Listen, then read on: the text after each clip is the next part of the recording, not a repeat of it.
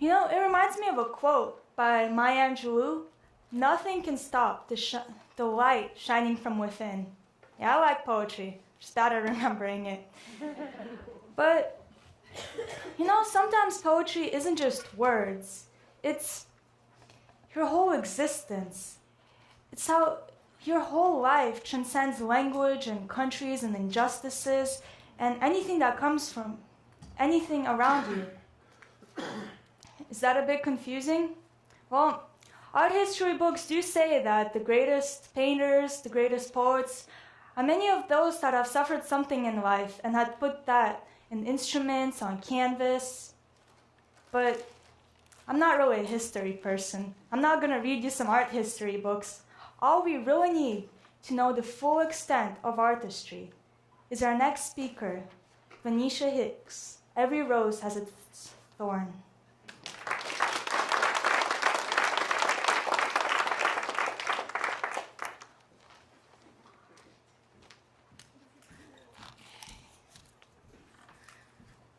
All right.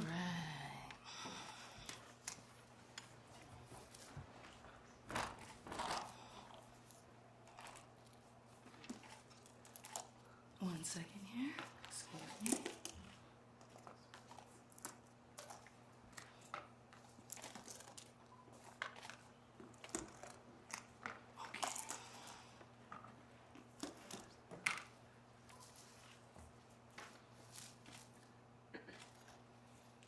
Okay, I'd like to start off by taking us back in time.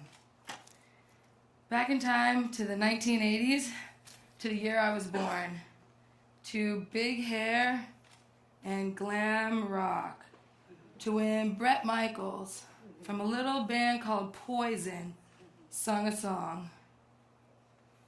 Every rose has its thorn. You know the one, come on. Every rose has its thorn, every night has its dawn, and every cowboy sings a sad, sad song. Well, I like that song. Yeah, it's sad, but it's beautiful because it illustrates life in its dynamic irony, and life, like a beautiful rose, is just subject to its environment. So, I'll set my story up in Los Angeles, California, the city of broken dreams. I was born into the typical dysfunctional family. I'm just kidding, that's a joke. I've learned there's nothing typical about dysfunction. My young mother faced many challenges starting off. Her mother died when she was just 11 years old, leaving her alone to fend for herself, pretty much raised by the streets.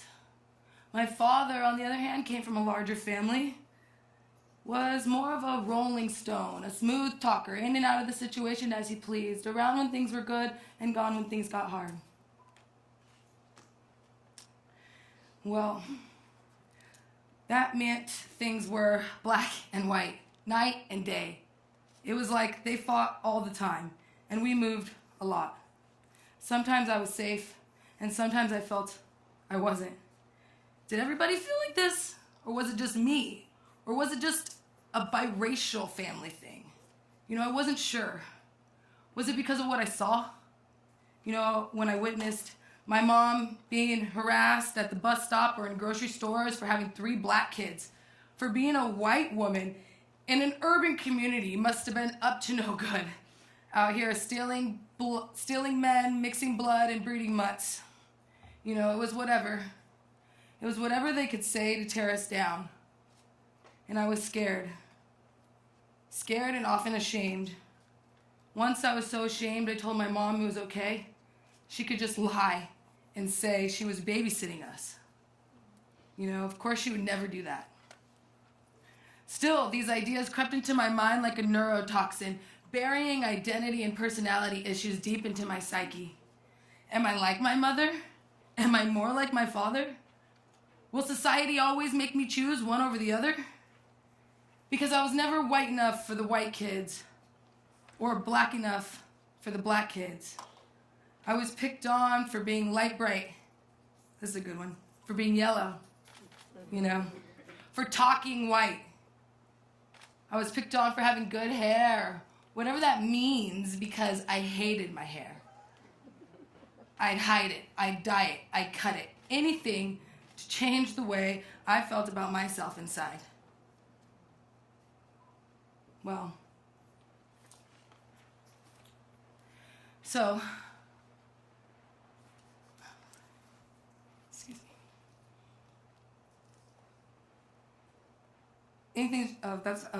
excuse me. Anything to change the way I felt about myself inside.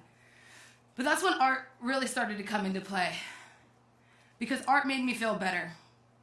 I could just draw something with the swoosh of my hand, painting, designing, and it would all come to life. As a kid, I was interested in fashion, culture, aerospace, but all that kind of changed by the time I was in 8th grade.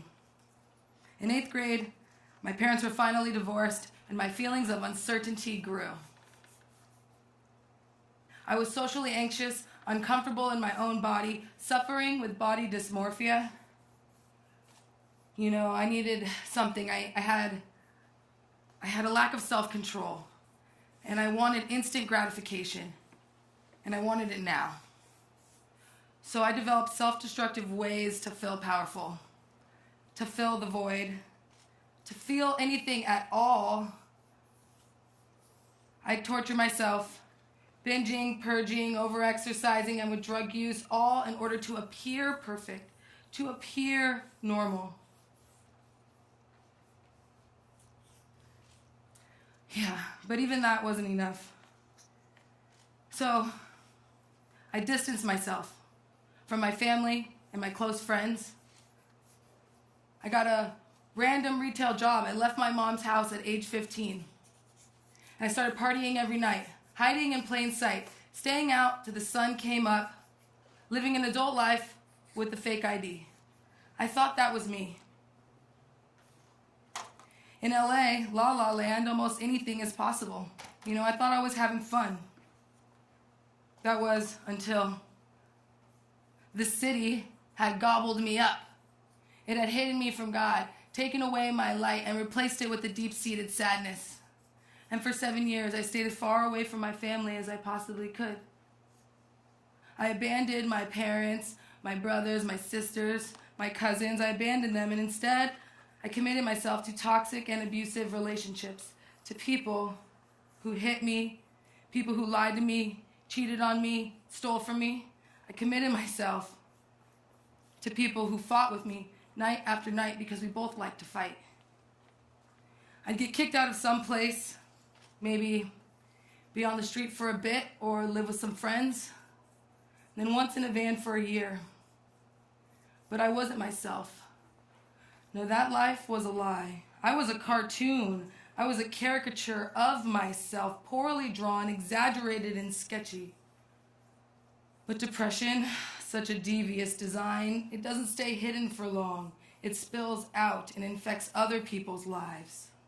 So I use my art as a tool. The scarier it was, the more people would just stay away from me. So I'd pour myself out onto the canvas, and I could see the turmoil inside. Yet even that wasn't enough to save me from the darkness of my own mind.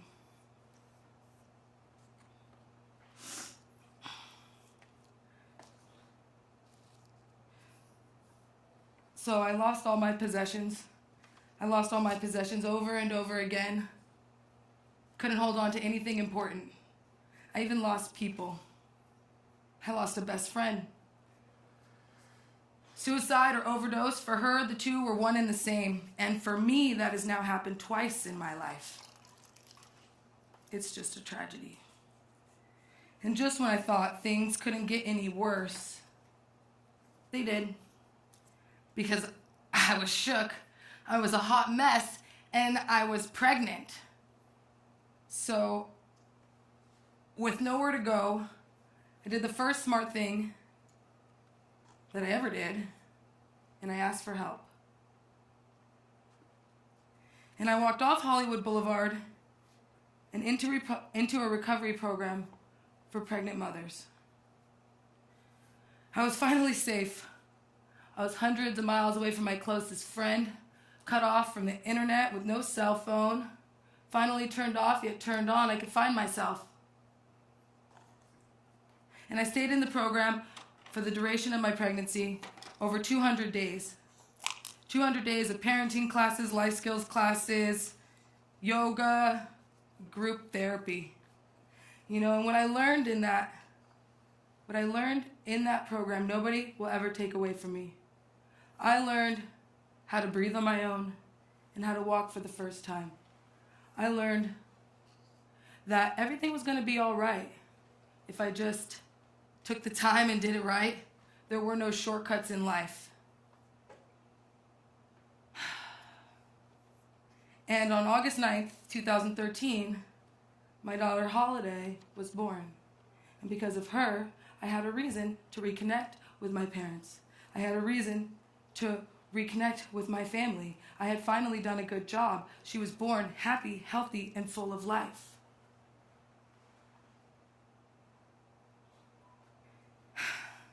And time passes, and it keeps passing. 5 years to be exact, and I've come out the other side of what seemed like a never-ending tunnel, a visual channel through time and space, tracked by my artwork and documented by my thoughts, written down on paper. And through the secrets of ancient tattooing, I have learned to become more than comfortable in my own skin. I have learned to live outside my skin. I live in the air that I breathe. I live to heal my body, to heal my mind, and to heal my spirit. And by the grace of God, I am made new again. This is my second chance at life, to embark on a glorious adventure. And of course, I'll make a few more mistakes along the way. I mean, come on, I've already made a few in front of you fine folks. But that doesn't scare me anymore. That doesn't define me. Because I'm now doing things in my life which I've never thought possible. I'm an honor student. I go to the gym every day, drive my daughter to school. I'm an accomplished and conceptual artist. And it feels great just getting to be me. No blurry lines, not just black or white, but living in full color. So yes, every rose still has its thorn, and every night still has its dawn. But this cowboy sings a new song, a song of freedom, of transformation, a song of paint splattered across the surface, adding texture and layers to the years, a song your eyes can see and your heart can dance to. Thank you. Let your life speak.